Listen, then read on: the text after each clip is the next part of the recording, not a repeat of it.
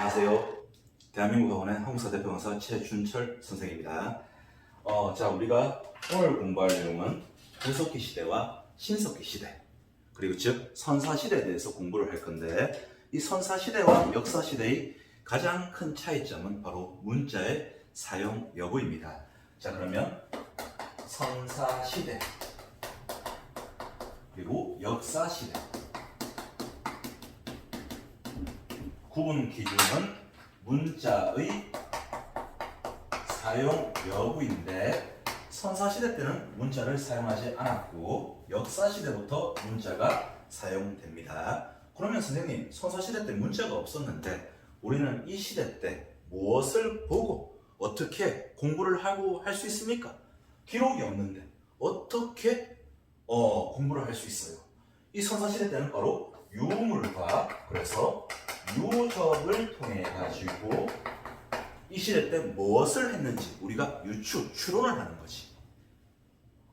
그러면 유물과 유적의 차이점은 무엇일까요? 유물은 부피가 작아서 옮길 수 있는 것을 유물이라고 얘기를 하고, 유적은 부피가 커서 옮길 수 없는 것을 유적이라고 하겠죠. 예를 들어서 반달돌칼 같은 경우는 유물이 되겠지. 북방식 고인돌 같은 경우는 유적이 되겠죠. 비파형 동검 같은 것도 유물이 되겠죠. 알겠어? 자, 그러면 이 선사시대 때 우리가 구석기 시대와 그게 신석기 시대로 구분을 하는데, 유물과 유적을 통해서 유출을 해야지. 이걸 굳이 암기를 하려고 할 필요는 없을 거란 말이야.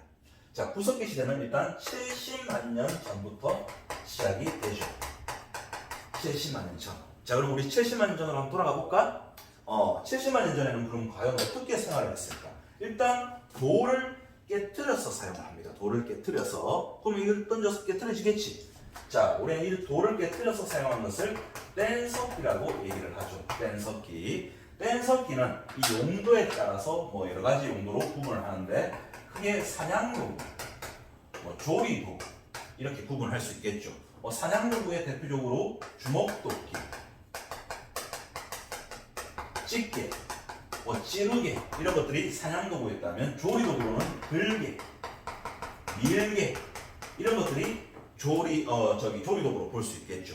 뗀석기를 사용했고, 그러면 우리는 이 뗀석기, 돌을 들고 주로 이 시대 때는 사냥, 어로 채집을 해서 먹고 살게 됩니다. 자, 한번 질문을 가볼게. 예를 한번 들어봅시다.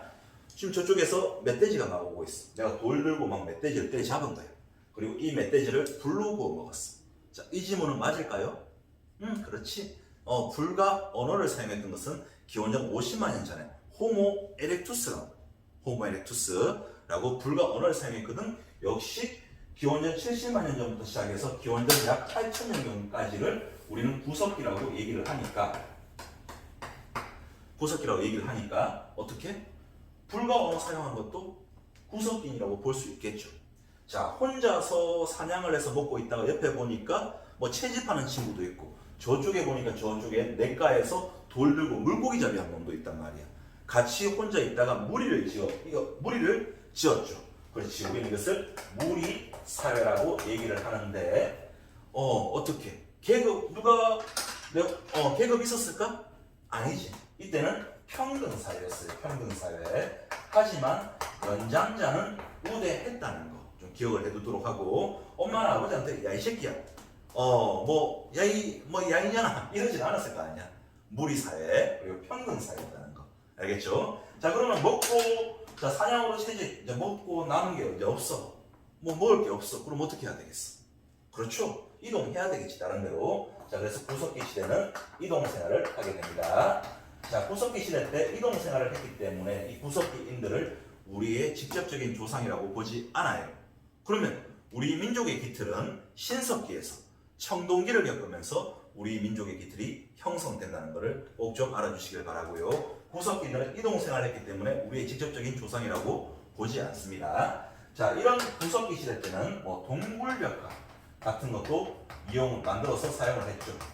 대표적으로 알타미라 동굴벽화 같은 거 만들어 사용합니다. 조각품 예술품 같은 것도 있었어요. 벨렌도르프의 비너스상 같은 것들. 이런 말들이 나오면 우리는 다 구석기라고 생각을 하면 됩니다. 자, 그럼 이제 구석기 시대의 유적지에 대해서 한번 들어가 봅시다. 자, 이 구석기 시대 때 유적지. 지도를 한번 볼게요.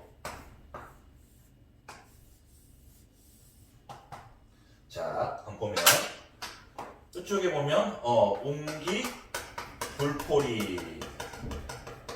자, 그리고 평안남도 상원, 검은 모루동굴, 경기도 연천, 정복리. 자, 그리고 공주, 석장리. 대표적인 구석기 시대의 유적지거든요. 자, 우리는 여기서 좀 알기 쉽게끔, 자, 무슨 뒤에 굴, 뭐 동굴, 뭐 굴토리, 굴 나오면 구석기 시대라 생각을 하면 되고요. 또 하나 더 좀 알아둬야 될 게, 여기는 연천 정복리. 이 연천 정복리는 그래서 아시아 최초로, 자, 아시아 최초로 바로 주목도끼가 발견됩니다. 그래서 이 연천 정복리도 구석기 시대 유적지로 참 잘 나오는 부분이니까 여기까지 좀 기억을 해두면 좋고요. 자, 이런 구석기 시대 때 세월이 많이 지나면서 기원전 약 1만 년 정도가 되면 이때 해수면이 되게 상승을 하게 돼요. 해수면이 상승을 하거든. 그러면서 빙기에서 간빙기로 바뀌는 타이밍에 해수면이 상승을 합니다. 그래서 지금의 우리 한반도 같은 모습들도 등장하게 되고, 이 시기 때 빠르고 날렵한 동물을 잡기 위해서 우리는 활이라는 것을 만들어 사용을 했고요. 그리고 돌을 더욱더 자잘하게 깨뜨려서 사용했던 잔석기 같은 게 있었어요. 대표적인 유물이 승배지르개인데, 자, 뭐 활, 승배지르개 이런 말 나와도 우리는 다 구석기라고 생각을 하면 됩니다. 전기구석기에서 이제 후기구석기로 넘어가면서 뗀석기도 사용했었고, 뗀석기 중에서 뭐 승배지르개 같은 유물도 있었다는 것을 기억을 하면 돼요. 간단하게 다시 한번 정리를 해봅시다. 자, 구석기 시대 70만 년 전부터 구석기 시작이 되었고, 돌을 깨뜨려서 사용했던 뗀석기를 사용했죠. 사냥어로 채집을 했었고, 자, 그리고 혼자 다니다가 무리를 지어서 다녔습니다. 무리사회였죠. 그리고 계급사회가 아니고 평등사회였다는 거.